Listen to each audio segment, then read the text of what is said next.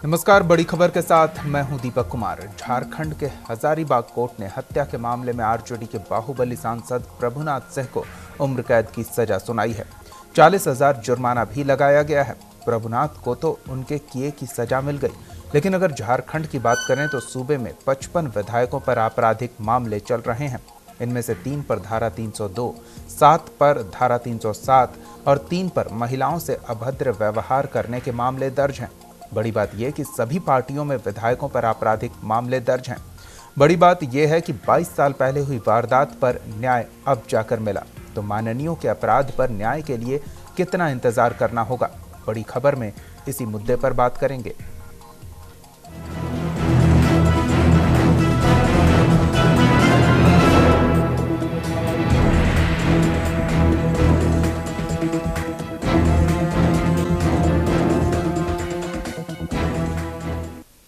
Hazaribagh court ने RJD के पूर्व सांसद प्रभुनाथ सिंह को उम्र कैद की सजा सुनाई। 22 साल पहले विधायक अशोक सिंह की हत्या के आरोप में प्रभुनाथ सिंह के विरुद्ध ये फैसला आया। इस फैसले के बाद झारखंड में भी इस बात की चर्चा है कि राज्य में जो विधायक आरोपी हैं, क्या उन पर भी जल्द गाज गिरेगी।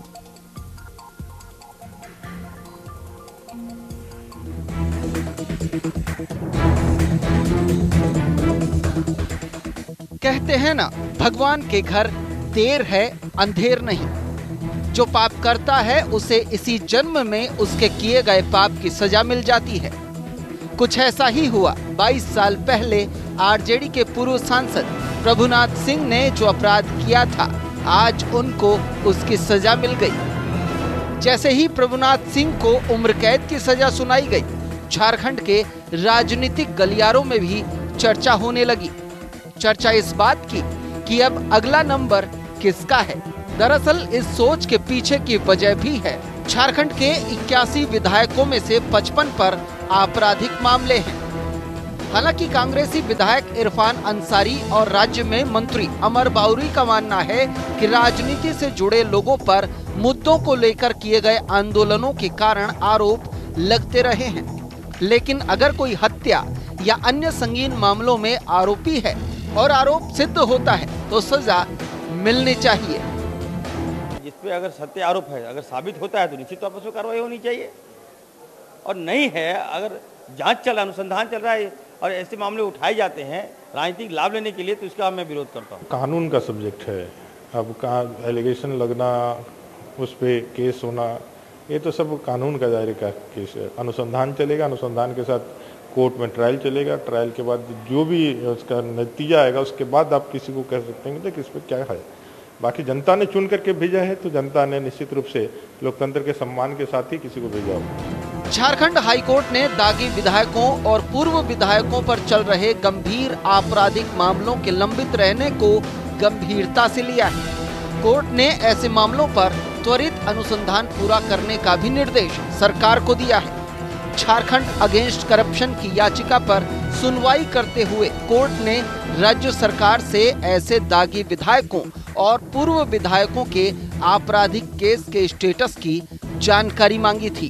असल में जनहित याचिका साल 2015 में दायर की गई थी, जिसमें स्पष्ट किया गया था कि सूबे के 55 विधायकों में से 3 पर धारा 302 और 7 पर धारा 307 और 3 पर महिलाओं से अभद्र व्यवहार करने जैसे गंभीर आरोप हैं। आरोपियों में मुख्यमंत्री और मंत्रियों से लेकर सभी पार्टी के विधायक शामिल हैं। इन दागी विधायकों में बीजेपी के सबसे ज्यादा 37 विधायकों पर मामले दर्ज हैं। वहीं मुख्य विपक्षी पार्टी जेएमएम के 19, जेवीएम के 8, कांग्रेस के 6 और सरकार की सहयोगी पार्टी आजसू के 5 विधायकों पर मामले दर्ज हैं। ऐसे में अब जब पूर्व सांसद प्रभुनाथ सिंह को उम्र भर जेल की सजा मिली है, तो दूसरे दागी विधायकों का सहमना वाजिब है। रांची से राकेश कुमार की रिपोर्ट, न्यूज़ इंडिया।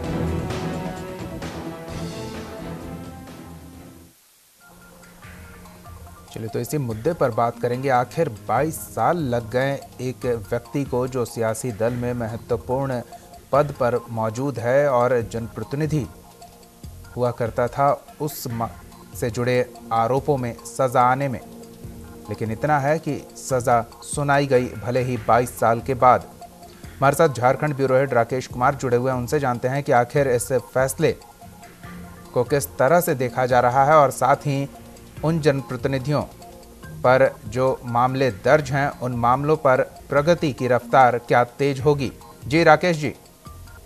देखिए दीपक, जैसे ही ये फैसला आया उसके बाद से राजनीतिक हलकों में इस तरह की चर्चा होने लगी कि आखिर जो यहाँ झारखंड में जितने विधायक हैं, लगभग 55 विधायकों पे कोई ना कोई मामला चल रहा है। उसमें कई ऐसे विधायक हैं जिन पर कहीं ना कहीं मर्डर का भी केस है, 302 की धारा लगी हुई है और 307 का भी मामला कई लोगों पे है।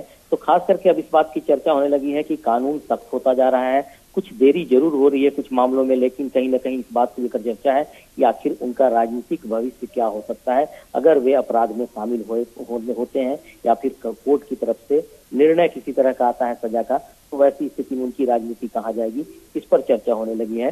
हालांकि इससे अभी कई बातों का जिक्र किया जा रहा है। एक जनहित याचिका 2015 में दायर की गई थी जिसमें जनप्रतिनिधियों पे जो आरोप लगे हैं उसकी सुनवाई जल्द से जल्द कर मामले का निपटारा करने की बात कही गई थी। तो कोर्ट ने सख्ती बरतते हुए डीजीपी से इस बात की जानकारी हाल के दिनों में ही ली थी कि क्या स्टेटस है सारे जो विधायक हैं या फिर जो जनप्रतिनिधि हैं उन पर जो मामले दर्ज कराए गए हैं उसकी स्टेटस क्या है। जल्द से जल्द की पूरी रिपोर्ट कोर्ट में सौंपी जाए जिससे मामलों का निपटारा किया जा सके। तो कुल मिलाकर कहा जा सकता है कि लंबा समय जरूर लगा है इस मामले में, खास करके हजारीबाग कोर्ट का जो मामला आया है उसके बाद से अब राजनीतिक हलकों में झारखंड में चर्चा होने लगी है कि शायद अब कोर्ट धीरे धीरे शिकंजा कसेगा और चाहेगा कि जल्द से जल्द इन सारे मामलों का निपटारा हो। वैसी परिस्थिति में जो लोग आरोपी हैं अगर उनकी उन्हें सजा मिल जाती है तब उनके राजनीतिक भविष्य पर कहीं ना कहीं चिंता की लकीर दिखाई पड़ सकती है। जी, लेकिन भले ही आरोप दर्ज कर दिए जाएं लेकिन आरोपी तब तक आराम से अपना सामाजिक जीवन जीता है जब तक कि सजा न सुना दी जाए और उसके बाद भी बहुत से मामलों में संभवतः बेल भी मिल जाता है। लेकिन अगर एक आम व्यक्ति पर कोई आरोप लगता है तो उसे अपनी पूरी जिंदगी जेल में ही बितानी पड़ती है, भले फैसला आने में कितना भी वक्त लगे। विनोद शरण जी के पास चलते हैं, हमारे वरिष्ठ सहयोगी हमारे साथ जुड़े हुए हैं। विनोद जी, ये आम और खास के बीच जो मामले चलते हैं उनमें इतना फर्क क्यों? सजा के मामले में सुनवाई की लंबी अवधि को लेकर या फिर उनके साथ जो न्यायिक प्रक्रिया में भेदभाव जैसा कुछ दिखता है उसके बारे में? हाँ, निश्चित रूप से कई बार ऐसी घटनाएं हो जाती हैं कि कोर्ट छोड़ देता है और गरीब आदमी अगर होता है, सामान्य आदमी होता है तो उसको जेलों में भेज देता है, जमानत नहीं मिलती है। तो ये एक जो आम आदमी के पीछे धारणा ये बन जाती है कि जो बाहुबली होते हैं, जो प्रभावशाली होते हैं, जो मंत्री होते हैं, उनके लिए कानून कुछ अलग हो जाता है। हालांकि कई बार ऐसा नहीं हुआ है। कोर्ट ने बड़े दबंगों को भी और रसूखदारों को भी और मंत्रियों को भी जेल भेजा है। लालू यादव सामने उदाहरण है आपके, झारखंड में मधु कोड़ा उदाहरण है, और भी कई मंत्री झारखंड में, कई मंत्री बेल पर हैं, कई मंत्री जेल में ही रहे हैं लगातार झारखंड बनने के बाद में। तो ये स्थितियां रही हैं। तो कुछ कुछ धारणाएं जरूर टूटी हैं, लेकिन फिर भी आम तौर पर दीपक इस बात को हम लोग या आम आदमी हम लोग भी कई बार बोलते हैं कि अरे ये इस तरह का फैसला आ गया। जैसे सलमान का ही मामले में फैसला आया था तो बहुत सारी चर्चाएं हुई थी कि वो छूट गया और कितना जल्दी बेल मिल गया था 3 घंटे के अंदर में, आपको याद होगा। तो उन सब सारी चीज़ों से लगता है कि कानून कहीं न कहीं एक खास तबके के लिए है और आम आदमी के लिए कुछ अलग तरीके से सोचता है। लेकिन ये हम इसको एक उदाहरण के तौर पर कह सकते हैं, लेकिन आम तौर पर ऐसा नहीं हो।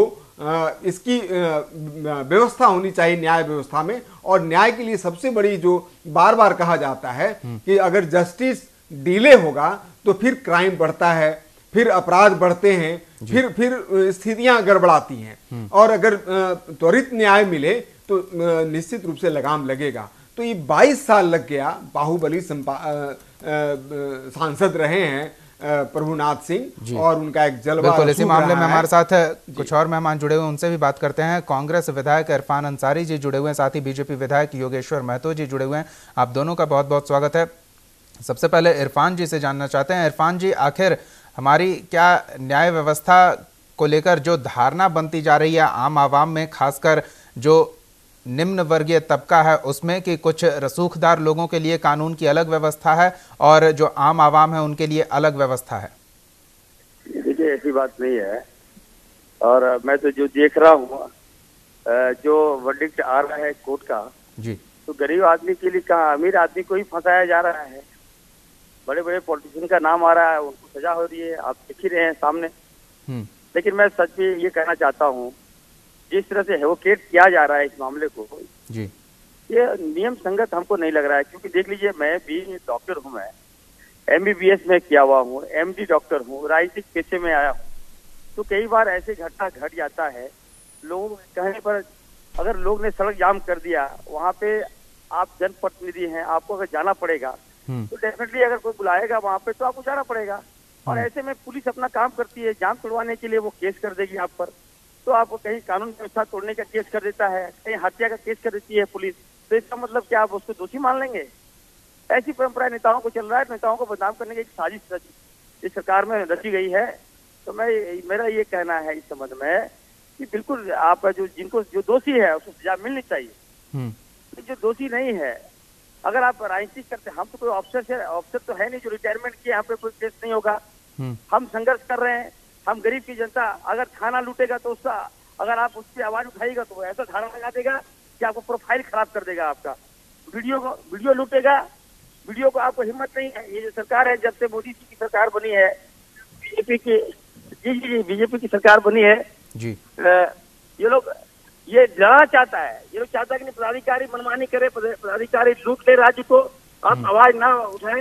इरफान जी, आप ठीक कह रहे हैं, सामाजिक जीवन में इस तरह के आंदोलनों के दौरान कुछ मामले दर्ज होते हैं, लेकिन हम उन मामलों के नहीं, हम उन मामलों की बात कर रहे हैं जो संगीन है। 302, 307 के मामले तक दर्ज हैं, आर्थिक अपराध से जुड़े मामले हैं। योगेश्वर महतो जी, जिस तरह से इरफान जी आरोप लगा रहे हैं कि राजनीतिक साजिश की वजह से भी कुछ सियासतदानों को फंसाया जाता है, लेकिन इस बात से भी इनकार नहीं किया जा सकता कि हर दल में ऐसे कुछ दागी हैं जिन पर संगीन मामले दर्ज हैं। क्या उन मामलों में कोर्ट की प्रक्रिया को और गति दिए जाने की आवश्यकता है? बिल्कुल, आप सही कह रहे हैं। और जहां तक न्याय की बात है तो न्याय के ऊपर, न्यायालय के ऊपर हमको भरोसा होना चाहिए। और आज के दिन में देखिए, न्यायालय में बहुत सारे ऐसे जो आश्चर्यजनक, जो लोग सोच नहीं सकते थे, जिस तरह से लोगों को लग रहा था कि हमको न्याय नहीं मिल पाएगा, वैसे बहुत सारे केसों में न्याय मिला है। देर हुआ है, देर होने के कई कारण हैं, क्योंकि हमारे देश के अंदर में इतने केसेस हो रहे हैं और केसेस हो रहे हैं तो निश्चित रूप से जो हमारे जजेज हैं, जो हमारी आधारभूत संरचना और जो हमारा मैन पावर है, उस मैन पावर के चलते विलंब जरूर हो रहा है। तो निश्चित रूप से ये एक फास्ट ट्रैक जब से आया है तब से गति आई है, इसमें कहीं दो मत नहीं है। और फास्ट ट्रैक जब से सिस्टम लागू हुआ है, फास्ट ट्रैक आने से केस में काफी सुनवाई हो रही है। और निश्चित रूप से यदि हमारे पास साक्ष्य है, प्रॉपर साक्ष्य है, तो निश्चित रूप से उसको न्याय मिलेगा। और जो गलत आदमी हैं, जो अन्यायी हैं, जो क्राइम कर रहे हैं, और वैसे लोगों को सजा इस देश में एक से एक उदाहरण है। आप ही ने अभी कई उदाहरण दिया है और कई उदाहरण हम लोग वैसे। योगेश्वर जी, जनप्रतिनिधियों से जुड़े मामले का तो त्वरित निष्पादन होना चाहिए, कम से कम फास्ट ट्रैक कोर्ट में इस तरह के मामले जाने चाहिए। आपको पता है कि अभी जब से झारखंड, जब से अभी 2 साल से, पिछले 2-2.5 साल से सुप्रीम कोर्ट का आदेश था, हाई कोर्ट का आदेश है कि जो ऐसे सामाजिक नेता हैं, जो समाज से जुड़े हुए हैं, ऐसे केसों को चिन्हित कर करके त्वरित कार्रवाई करने का निर्देश भी आया है। ये बात आपको स्मरण में बता दें, आपके स्मरण में होगा भी। और इसका नतीजा है कि बहुत सारे जो पॉलिटिक्स एक्टिविटी से जुड़े हुए लोग हैं, ऐसे लोगों का केस का निष्पादन जल्द हो रहा है, ताकि समाज के अंदर में एक उदाहरण बने और लोगों को एक सबक मिले कि गलत है, चाहे वो हम कितने हो प्रभावशाली हो, कितने हो शक्तिशाली हो। बिल्कुल, सबक के साथ संदेश भी जाना चाहिए आम आवाम में। लेकिन इरफान अंसारी जी जिस तरह से कह रहे हैं कि राजनीतिक द्वेष की वजह से भी कई बार नेताओं को फंसाया जाता है झूठे मामलों में, तो उसका भी तो दूध का दूध और पानी का पानी होना चाहिए। मैं एकदम स्पष्ट इस बात को कह रहा हूं कि न्याय के ऊपर हमको विश्वास और भरोसा होना चाहिए। और हम समझते हैं कि न्यायालय पर अंगुली ये उठावें, ये हमको लग रहा है कि कहीं ना कहीं हम अपने तरफ अंगुली उठा रहे हैं और न्याय पर हम भरोसा कर रहे हैं। आज भी हम हमारी कार्यपालिका है, हमारा जो क्या बोलते हैं पॉलिटिक्स है जो हमारा, तो आज भी हम भरोसा करते हैं। जब भी चर्चा होती है इस पर, कोई बहुत सारे मामले जो केसेस पेंडिंग हैं, उन मामलों को जब योगेश्वर जी आप भले ही भरोसा जता ले, लेकिन आम आवाम से पूछिए कि न्यायपालिका पर उसका कितना भरोसा है, तो वो क्या कहता है। हमारे ब्यूरो हेड राकेश जी जुड़े हुए हैं। राकेश जी, आम आदमी से जब पूछा जाए कि कितना भरोसा है आपको न्यायपालिका पर, खासकर उस आदमी से जो वर्षों वर्षों से कोर्ट कचहरी के चक्कर लगा रहा है, जमीन जायदाद जिसके बिक जाते हैं, वो कितना भरोसा करता है न्यायपालिका पर? देखिए, जिस तरीके से अभी जो मामला आया है उसके संदर्भ में ही चर्चा की जानी चाहिए। खास करके जो सवाल किए हैं उसमें एक बात साफ झलक रही है कि प्रभुनाथ सिंह का मामला, एक मामला बिहार में चल रहा था और एक बाकी झारखंड में एक मामला को शिफ्ट किया गया था। तो झारखंड वाले में जो फैसला आया वो भी सामने दिखाई पड़ रहा है और भागलपुर के कोर्ट में एक मामला चल रहा था वो भी सामने आ गया है। तो कहीं न कहीं इस बात की चर्चा होती है कि जो दबंग है, जिनके पास रसूख है, जो पैसे वाले हैं, उनके लिए जो न्याय होता है कहीं न कहीं थोड़ा बहुत प्रभावित किया जा सकता है। और गरीबों की स्थिति आज भी वैसी ही है कि गरीब किसी भी मामले को लेकर कोर्ट कचहरी का चक्कर लगाते रह जाते हैं और नतीजा ये आता है कि उनके पक्ष में अगर फैसला नहीं आता है या फिर वो अपने आप को वहां पे स्थापित नहीं कर पाते हैं, उतने सक्षम रूप से वे केस को नहीं लड़ पाते हैं, तो उनकी स्थिति खराब होती है। और इस पर लगातार चर्चा होती रही है, चाहे न्यायालय की तरफ से की जाए या सामाजिक रूप से किया जाए या फिर कानून के जानकारों की तरफ से किया जाए या राजनीतिक हलकों में किया जाए, इस पे लगातार चर्चा होती रही है। और जिस तरीके से जो फैसले आ रहे हैं, खास करके अब जो फैसले आ रहे हैं, निश्चित तौर पर सराहनीय है कि कोर्ट काम अपना कर रही है।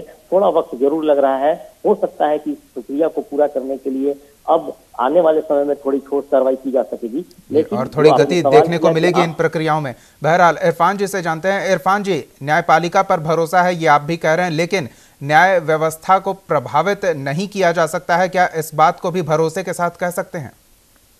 नहीं, देखिए, जो हालात जो वर्डिक्ट आ रहे हैं कोर्ट के, हमें लगता है ये तो मैं अनौपचारिक मैं बोल रहा हूँ कि जिस तरह से जो बीजेपी की सरकार है, भारतीय जनता पार्टी की सरकार है, कहीं ना कहीं हमको लगता है कानून का सहारा ले रही है और उसके आड़ में एक साजिश के तहत अच्छे लोगों को फंसाया जा रहा है, जो गलत है। मैं इसका विरोध करता हूँ। दूसरी बात मैं आपको बताना चाहता हूँ, फैक्ट बताना चाहता हूँ। मेरे आंखों के सामने की घटना घटी थी 2004 के 5 की लोकसभा चुनाव में। आपको याद होगा फुरकान अंसारी, जो हमारे पिताजी चुनाव लड़ रहे थे, एमपी के चुनाव लड़ रहे थे, एक आईजी थी कुमुद चौधरी, शिवाजी जंकर, और उससे बकझक हो गया और मेरे सामने जनता के सामने बकझक हुआ। उसने ऐसे केसेस लगा दिए फुरकान अंसारी पर कि आतंकवाद है, ये धारा वो धारा, बंदूक आर्म्स एक्ट, ये एक्ट वो एक्ट। उसके बाद क्या हुआ, परिणाम ये आया कि वो चुनाव जीत गए और उसके बाद वो जेल में रहे। ऐसे धारा कोर्ट में हम जब गए, कोर्ट ने रिजेक्ट कर दिया, सुनने तक सुना भी नहीं। कोर्ट ने कहा कि नहीं ये गलत है, इसमें जो धारा ये लगाया है वो गलत है, ये जरूर किया होगा ये फुरकान अंसारी। उसके बाद क्या हुआ, आपको डिस्ट्रिक्ट कोर्ट ने रिजेक्ट कर दिया, हाई कोर्ट ने रिजेक्ट कर दिया, सुप्रीम कोर्ट ने भी रिजेक्ट कर दिया और वो सांसद बन गए थे, जिनके कारण क्या हुआ, एक साफ सुथरा व्यक्ति जिनको मंत्री बनना चाहिए था वो मंत्री नहीं बना। परिणाम ये हुआ, लास्ट में जब सारे फैक्ट आया तो वो बाइज्जत बरी हो गए। तो मैं ये कहना चाहता हूँ, जो दोषी है उस पर कार्रवाई क्यों नहीं हुआ, जिसने गलत केस किया उस पर कार्रवाई क्यों नहीं हुआ? जिंदगी बनकर लालचन लग गया कि नहीं देशद्रोही है, ये आर्म्स एक्ट से दोषी है, इस पर 302 का मुकदमा चला। बिल्कुल, इस तरह के मामले भी अक्सर सामने आते रहते हैं। योगेश्वर जी, क्या जवाब देंगे इरफान अंसारी को? देखिए, अब सैकड़ा में 1% इस तरह के मामले आते हैं। कुछ मामले निश्चित रूप से मैं इतना कहूंगा कि प्रशासन की लापरवाही कहिए या प्रशासन का जो समीक्षात्मक जो कार्रवाई होती है, उस समीक्षात्मक कार्रवाई के कारण भी कुछ इस तरह के हो सकते हैं। लेकिन आप जब परसेंटेज देखेंगे तो परसेंटेज केसों में निश्चित रूप से लोगों को न्याय मिल रहा है और न्याय मिल रहा है। जहां तक आपने कहा कि जो गरीबों के लिए विशेष करके जो शिथिल के मामले हैं, क्योंकि गरीब तबके के लोगों का मामला बहुत ज्यादा क्रिमिनल नहीं होता है, उन लोगों का मामला सिविल का मामला होता है। सिविल मामले में क्या होता है कि सिविल मामला का काफी क्रिटिकल मामला है और क्रिटिकल मामला होने के कारण क्योंकि कोर्ट को पूरी साक्ष्य लेने के लिए बहुत सारे विषय को सुनना पड़ता है, एक्ट के हिसाब से सुनना पड़ता है जी। तो उसमें समय लगते हैं। और सिविल के मामले हमारे देश के अंदर में सबसे ज्यादा मामला यदि है तो सिविल का मामला है।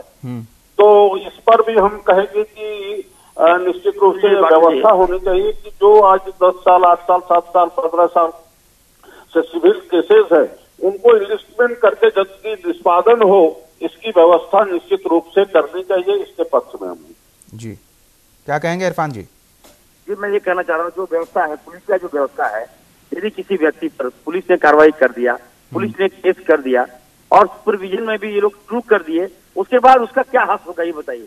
क्या कोर्ट मान लेगी कि ये व्यक्ति सही है या गलत है?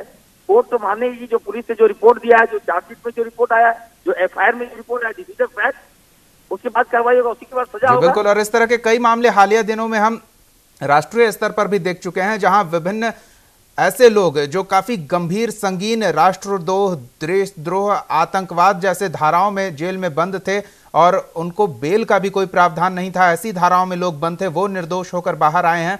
तो ऐसे में पूरी व्यवस्था पर सवाल उठता है। विनोद शरण जी, इस तरह की बातें आती ही रहती है, भले ही योगेश्वर जी कह रहे हों कि इक्का दुक्का इस तरह के मामले हों, लेकिन ये मामले भी तो गंभीर हैं। निश्चित रूप से अगर एक आदमी भी, कानून में कहा भी गया कि 100 आदमी छूट जाएं लेकिन एक आदमी दोषी, जो अगर 100 दोषी छूट जाएं लेकिन एक आदमी भी निर्दोष जेल न जाए, ये कानून का एक नियम है और कानून की एक मान्यता है।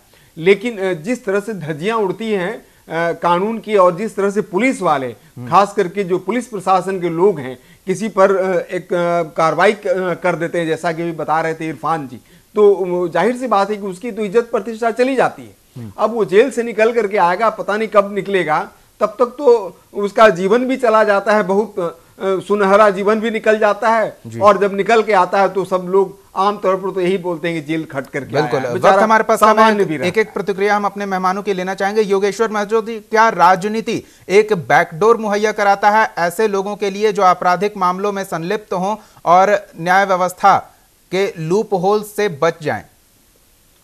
देखिए, मैं स्पष्ट रूप से कहूंगा कि पिछले 65-70 साल में क्या हुआ है ये बात तो मैं नहीं कह सकता और उस पर हम टिप्पणी भी नहीं करना चाहूंगा। लेकिन जब से हमारी सरकार बनी है और सरकार बनने के बाद से न्याय स्वतंत्र रूप से अपना काम कर रहा है और न्याय में हमारी सरकार और हमारे इरफान जी इससे इनकार नहीं कर रहे हैं कि स्वतंत्रता से न्यायपालिका काम कर रही है, लेकिन बीजेपी के 37 सदस्य ऐसे हैं जिन पर मामले दर्ज हैं और कई पर संगीन मामले हैं, 302, 307, महिलाओं के साथ अभद्रता जैसे मामले हैं, उन पर त्वरित गति से क्यों नहीं कार्रवाई हो रही? निश्चित रूप से हम उसके पक्ष में हैं, कार्रवाई होनी चाहिए और हम समझते हैं कि इस पर कहीं भारतीय जनता पार्टी या सरकार इसके आड़े नहीं आएगी, यह मैं विश्वास के साथ कह सकता हूं और विश्वास भी दिलाता हूं। जी इरफान जी, क्या कहेंगे आप? क्या राजनीति एक ऐसा मंच मुहैया कराती है वैसे आपराधिक चरित्र वाले लोगों को जो न्याय व्यवस्था से बचने का रास्ता तलाश रहे हैं? नहीं, देखिए, न्याय सबसे बड़ा है, न्याय से कोई भाग नहीं, कोर्ट से कोई भाग नहीं सकता। जो फैसले आते हैं हम उनका सम्मान करते हैं, लेकिन अभी हमारे विधायक साथी ने जो बातें कही कि 60 साल और 3 साल ये जो कर रटते हैं ये लोग, तो हमको लगता है इन्हीं के 3 साल में सबसे ज्यादा क्राइम हुआ है और जो दोषी है बचे हैं। तो ऐसी बातें नहीं होनी चाहिए। कांग्रेस की 60 साल सरकार ने विकसित किया है, कानून व्यवस्था को कांग्रेस पार्टी ने मजबूत किया है, इस पर कहीं कोई दो राय नहीं है। सोनिया गांधी जब चेयरपर्सन थी कांग्रेस यूपीए की, कांग्रेस के लोगों को जेल भेजा गया, कांग्रेस के मंत्रियों को जेल भेजा गया, अगर एक आरोप हो जाता था उस मंत्री से इस्तीफा लिया जाता था। लेकिन आज भारतीय जनता पार्टी के कई मंत्री दागी हैं, कई मंत्री दोषी हैं, लेकिन उस पर कोई कार्रवाई नहीं हो रही क्योंकि भारतीय जनता पार्टी की सरकार है। जी, लेकिन इरफान जी इस बात की भी तो संभावना होती है, जो आशंका पहले जता चुके हैं, आपके राजनीतिक द्वेष की वजह से मामले दर्ज कराए जाते हैं। बिल्कुल बिल्कुल, पॉलिटिकल की वजह से केसेस हो रहे हैं और इन सब केसेस पे अगर कोई किसी को सजा होती है तो मैं इसका विरोध करता हूँ। जी, कोर्ट को भी ये समझना चाहिए कि दोनों पक्ष की बात सुना जाए, पुलिस पे विश्वास ना करे कोर्ट। पुलिस का जो एफआईआर होता है, जो चार्जशीट होता है, वो हमको लगता है 99% द्वेष की भावना से सत्ता में जिसकी सरकार होती है उसके कहने पे उनके इशारे पे केसेस किए जाते हैं, इसकी भी बात होनी चाहिए। उसके बाद फैसला जो आए सबको सम्मान होना चाहिए, सबको मानेगा उसके बाद ये फैसला। चलिए, वक्त हमारे पास कम है, लेकिन ये मामला बेहद गंभीर है। बहुत बहुत धन्यवाद योगेश्वर महतो जी, इरफान अंसारी जी, विनोद शरण जी और राकेश कुमार जी इस चर्चा में शामिल होने के लिए। जाहिर तौर पर इस तरह के आरोप लगते ही रहते हैं कि सत्ताधारी दल के सदस्यों को थोड़ी राहत मिलती है और सरकार पर इस तरह के गंभीर आरोप लगते रहे हैं कि वो अपने मौजूदगी का गलत इस्तेमाल करती है राजनीतिक हित साधने के लिए। लेकिन न्यायपालिका पर भरोसा होना चाहिए और ये भरोसा कायम करने के लिए न्यायपालिका को खास और आम मामलों में भी त्वरित गति से कार्रवाई की जानी चाहिए। हालांकि हम सब जानते हैं कि क्या हालात है हमारी न्यायपालिका के, लोगों की घोर कमी है। न्यायिक व्यवस्था में उच्च स्तर पर काफ़ी लोगों की कमी है, जिस कमी को पाटने की कवायद की जा रही है और उम्मीद की जा सकती है कि जब ये कमी दूर होगी तो मामले में त्वरित न्याय भी मिलना शुरू हो जाएगा। फिलहाल बड़ी खबर में इतना ही। आप देखते रहिए न्यूज़ इंडिया।